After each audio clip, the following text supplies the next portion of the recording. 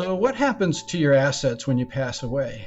How can you avoid the stress of probate for your loved ones? These questions come up very often for most people, and that's why today we're doing a basic overview of the probate process. I'm Jim Purdy, an estate planner in Florida, and we have helped many people understand what probate is exactly, so they can prevent significant headaches for their families in the future. So what is probate? Well, probate is a court-supervised legal process that happens after someone dies. Its purpose is to validate the deceased's will, to settle debts and taxes, and distribute remaining assets to the rightful heirs. Now, if there's no will, that's called dying intestate, and the court follows the laws of intestacy to determine who gets what.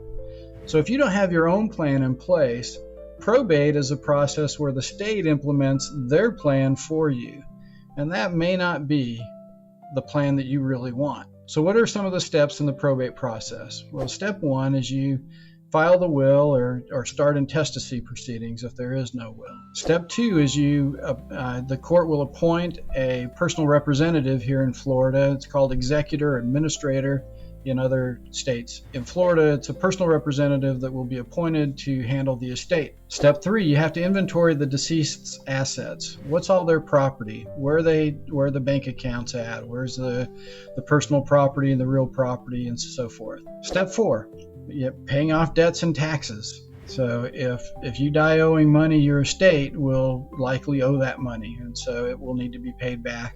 And taxes always have to be paid. The government is always going to get their share. Step five is distributing the assets to the beneficiary. So once the government has been satisfied and creditors have been satisfied, what's left will then be distributed either according to the terms of the will or according to the laws of intestacy to the beneficiaries. And then step six is closing the estate. Once everything's been done, you can close the estate formally, and that would be the end of it. It doesn't matter the size of your estate. If you die with property, there will have to be some sort of a procedure in place to distribute what's left to your beneficiaries. And that is normally going to be through probate if you haven't put an estate plan together. Most people realize that they need an estate plan. They want to avoid probate. And regardless of the size of your estate, it's worthwhile. It will save you time and money and headaches for your family in the future if you do that properly. So how do you do it? Well, the first thing most often to do is to set up a revocable living trust. So the living trust allows you to transfer ownership of assets while you're still alive. You actually transfer it into the trust, and then the trust owns your assets. You still control it as a trustee during your lifetime. But upon your death, the trust avoids probate entirely, as the assets are already under its control. So the trust does not go through probate at all. The second way that you can use to avoid probate is using beneficiary designations. So for bank accounts, investment accounts, life insurance, things of that nature, you can designate beneficiaries directly and have the money in those accounts or the proceeds from a life insurance policy paid to beneficiaries directly, and that would happen outside of the probate process. Now, that would also happen without protections, which is another reason you should consider a living will. And the third way that you can avoid probate generally is through joint ownership.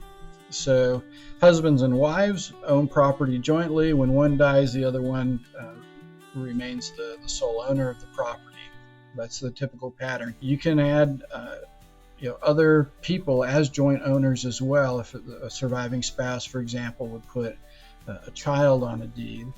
Now, these are things that are possible, and depending on your circumstances, that may or may not be a good call. Like I said, there's different options that are available, and so the best thing that you can do is to talk to somebody who's experienced in estate planning to walk you through these options and figure out what is best for you and your circumstances and your goals. So if you imagine that a family without a trust spent 2 years in probate court disputing a will, leading to legal fees exceeding $50,000, and contrast that with another family that had a trust that resolved their estate privately within a few weeks and saved tens of thousands of dollars and avoiding all the stress that's associated with that.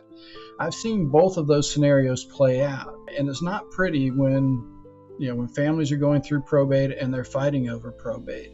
I know one family that spent so much time and money fighting over the probate that the estate was used up, and the only people that that got anything out of the estate were the lawyers.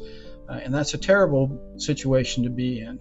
Again, contrast that to a properly set up estate plan with a living trust, where things will happen smoothly. They'll happen outside of the probate court system, and you can avoid a lot of that headache and a lot of those bad feelings between family members just by simply doing a proper trust from the beginning. Now, everyone should try to avoid probate. There's no doubt about that, and most people agree with that. If you're interested in finding out more and having a consultation about what your options are and what your best options are, then book a free consultation with us when we'll go over which solution is best for your specific situation.